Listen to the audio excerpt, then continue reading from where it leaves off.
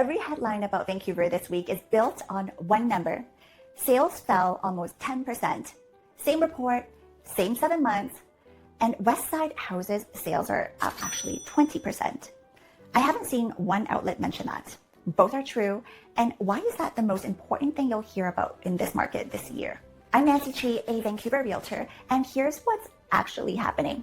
Houses and townhomes, more sales than last year. Condos, a lot fewer. Every house and townhome category in Vancouver is up this year. Both condo categories are down. So the slowdown everyone's describing is actually a condo slowdown. Two completely different people buy those two things. One's buying a life and the other one may be buying a spreadsheet. When the spreadsheet stops working, the investors left.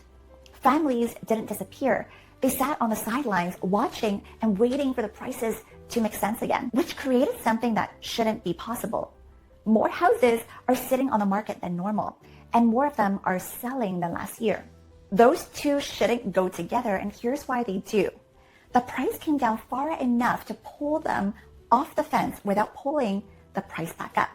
That's not a crash. That's a market clearing at a lower level. And that's actually healthy. So if you've been sitting this one out feeling like you missed something, you didn't. You're waiting for a number. And the number came. But that window has a deadline. And this report tells you exactly where it is. There's one number that tells you whether buyers or sellers have the advantage right now. Just one. And that's 13%. Of every 100 homes on the market in July, 13 sold. The board's own analysis says under 12, prices will start falling, and over 20, prices rise, and we're at 13. So that's leaning. Houses on their own, 10.5. Already under it. That's a decision and not a statistic. So if you're selling this fall, pricing above your comps won't work. It goes stale, then it actually sells less than day one would have gotten you. Buyers are there, they're just not paying last year's numbers. And before I show you the biggest risk this entire thesis, if you're buying a home next year, I've put together a home buyer's playbook and the link is below. And if you want this breakdown every month, like this video and hit subscribe because here's what almost everyone is missing. Last year, BC's population fell by more than 41,000 people. It was the province's first annual population decline since 1874, more than 150 years ago. That's crazy. It's mostly students and temporary workers that left, follow it through, and those people rented. Vacancy hit 3.7%, the highest in decades. Rents softened, the investors' math broke, and the investors stopped buying. And a rate cut does not fix that. Rates change what you can afford, and population changes how many people there are to want it, which is why one small number in July got my attention more than anything else. Inventory shrunk for the first time in this cycle. Listings were down 4% from last year.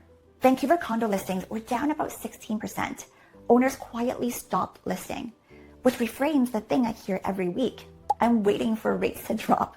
So if your payment gets better, so does every other buyer. Right now, there's enough inventory to that. If listings keep shrinking, there won't be.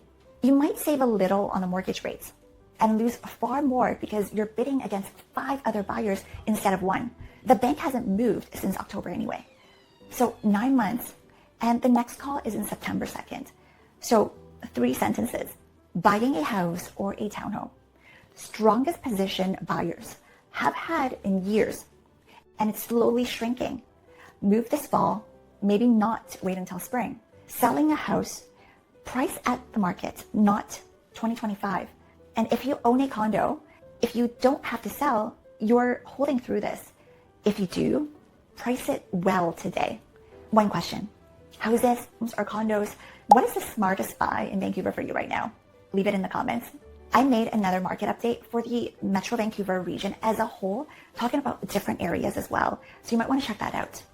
And by September, we'll know whether this is the beginning of Vancouver's recovery or just another false start.